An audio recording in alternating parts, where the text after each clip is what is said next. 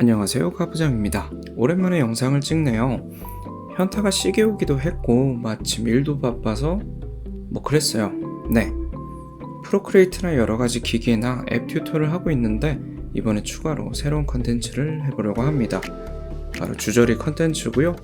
디테일한 리뷰보다 제가 혼자 생각하는 것들만 주저리 늘어놓아 보려고 해요. 여튼 저는 현재 사용 중인 스마트폰은 아이폰 XR이에요. 상당히 오래됐어요. 중고로 샀는데 개인적으로 사용했던 아이폰 중에서 상당히 마음에 들지 않았던 제품입니다. 근데 또 그런 게 희한하게 오래 사용해요. 애플워치 0세대 같이. 아무튼 유튜브 초반에 이 XR로 촬영을 좀 했는데 이게 튜토리얼 찍게 되면 웬만해서 평균 50분 정도, 길면 1시간 넘게 촬영하다 보니까 나름 아주 빡세게 사용을 했죠. 그러다 보니까 항상 뜨거워지고 촬영 확인하지 않고 튜토리얼 완성했더니 폰을 봤더니 안 찍혔어. 미쳐버리죠. 그래서 이제는 DSLR로 바꾸긴 했지만 크고 무겁기도 하고 세팅도 신경을 써야 하기도 해서 역시 스마트폰을 써야겠다. 거기다가 애들 찍기도 편하죠. 그래서 이번에 꼭 아이폰 프로를 구매할 거라 다짐을 했습니다. 저도 망원 한번 써보려고요. 근데 제가 또 터널 증후군이 아주 심합니다. 좌우 손목이 다 아프네. 최근엔 손가락 뼈마디도 아파요. 그래서 사실 그 전에 아내에게 주겠다는 핑계로 12 미니를 사서 1년을 제가 쓰다가 등짝 맞고 뺏겼는데 와, 이거 진짜 최고로 만족했던 아이폰이었어요.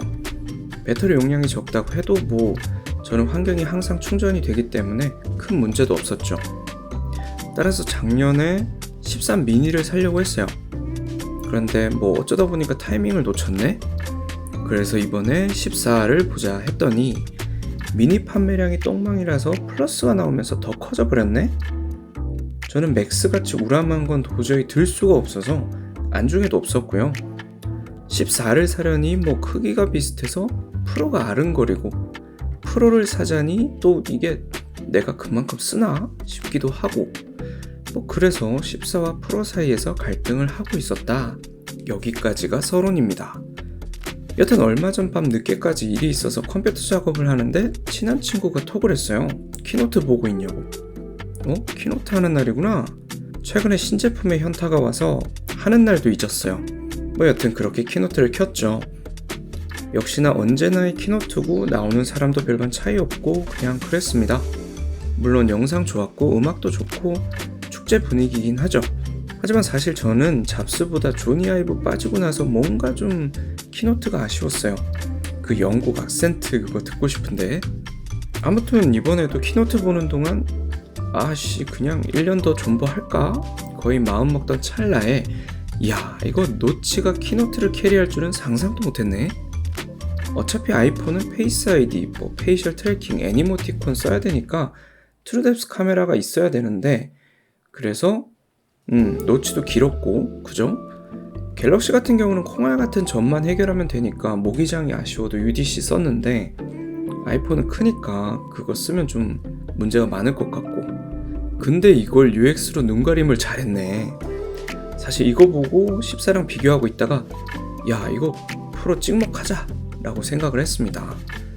솔직히 이게 혁신 이런 건 아닌데 개인적으로 저는 아이폰 구매하는 이유 중 하나가 감성이 큰 부분을 차지했어요. 마치 그거 같아요.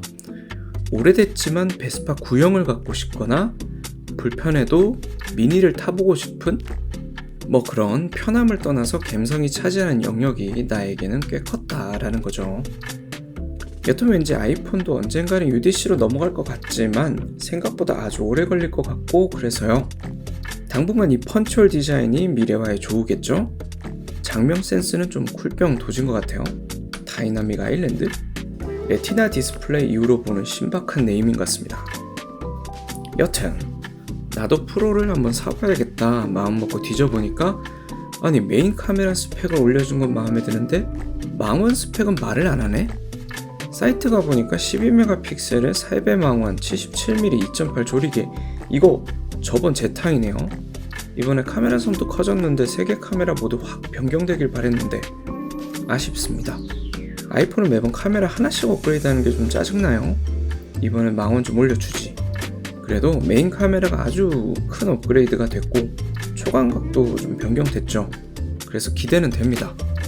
개인적으로 미러리스가 좋긴 한데 역시 간편하고 잘 나오는 스마트폰 카메라가 대세다. 아, 그러고 보니 AOD도 나왔지? 근데 솔직히 저는 있어도 없어도 그만인 게 AOD였습니다. 이것도 사실 13에 넣어주면 좀 좋았을 법한데 iOS 16이랑 깔맞춤 하려고 그런 것 같기도 하고 전력 소모 줄여서 가능했다곤 하지만 뭔가 셀링 포인트 잡으려고 그런 것 같은 느낌도 시게 왔고요. 아무튼 AOD도 들어갔고 iOS 16부터 사용 가능한 위젯도 있어서 더 애플워치 룩스러워졌죠. 뭐 일단 만족. 버닝 걱정도 있는데 아이폰이 생각보다 OLED 쓴지도 오래됐고 해서 왠지 저는 예쁘게 태울 것 같아요. 잘. 그래서 AOD를 크게 기대는 저는 안 하는데 아이폰 룩이 확 변하니까 빅 업데이트는 맞는 것 같다. 그래도 iOS 16 베타 사용해보니까 위젯 개수 제한도 크고 해서 저는 그렇게 유용하진 않았다라는 거. 또 애플워치 사용하니까 더더욱 그런 것 같네요. 그리고 개선된 걸 뒤져보니까 차량 충돌 감지가 있는데 이건 뭐 안전이니까 있으면 좋은 거고 위성통신 긴급 구조 요청 이거는 저는 학고라서 필요 없을 것 같고 듀얼 GPS는 좋아 보입니다. 이걸로 왠지 GPS 좀 명확해지면 좋을 것 같고요. 터널에서 GPS 못 잡는 것도 좀 해결됐으면 좋겠어요. 그래서 GPS 업글 좀 해달라. 자이로 가속도계도 업글 됐고 다 좋아. 오케이. 이제 내게 남은 문제 딱 하나네. 무게. 정말 이거 적응할 수 있을까 싶은데 걱정입니다. 그나마 다행인 건 전작 프로 기준 3g만 증가한 거. 근데 아이폰은 무게 좀 줄여주지. 매번 늘려. 지금 쓰고 있는 10R과 비교하니까 10R이 194g, 14 프로가 206g, 12g 늘어나네? 아, 이거 솔직히 불안합니다. 지금 10R도 무거워서 아주 그냥 죽겠는데 12g이 늘어? 이거 쓸 수 있을까? 케이스 끼우면 거의 210g 될 것 같습니다. 이 정도면 거의 폴드급 아닌가요? 만약 제가 아이폰 프로를 일찍 정리한다면 아마 무게 때문이지 않을까 싶습니다. 그런데 이제 미니도 안 나와서 사실상 대체할 대상이 없어요. 이거 아주 미치겠네. 여튼 이제 가격을 봤더니 또 현타가 시게 옵니다. 아니 동결이라며? $999 동결 아닌가? 여기서 환율 크리를 맞네요. 아이폰 14 프로 128기가 깡통 기준 155만원 208,000원 올랐습니다. 용량도 그대로인데 애플케어도 올랐어? 그냥 아이폰 14 살까 했는데 이놈도 비싸요. 125만원. 이제 답이 없어요. 사실 이건 뭐 한국만의 문제도 아니고 다른 나라도 다 올라서 욕하긴 애매한데 여튼 너무 비싸졌다라는 거. 근데 거기에 또 라이트닝입니다. 사실 라이트닝 뭐 큰 불만은 없는데 근데 솔직히 프로레스 촬영되면 같이 도입해야 되는 게 양심적이지 않나? 물론 깡통 128기가는 용량도 적어서 프로레스 사용하려면 1080p 촬영만 되죠. 그래도 이것도 용량 제법 큰데요. 저는 128기가 깡통 사고 올해 프로레스 촬영은 안 하려고요. C타입 같은 게 나와서 카피가 좀 빨라지면 생각을 해봐야겠습니다.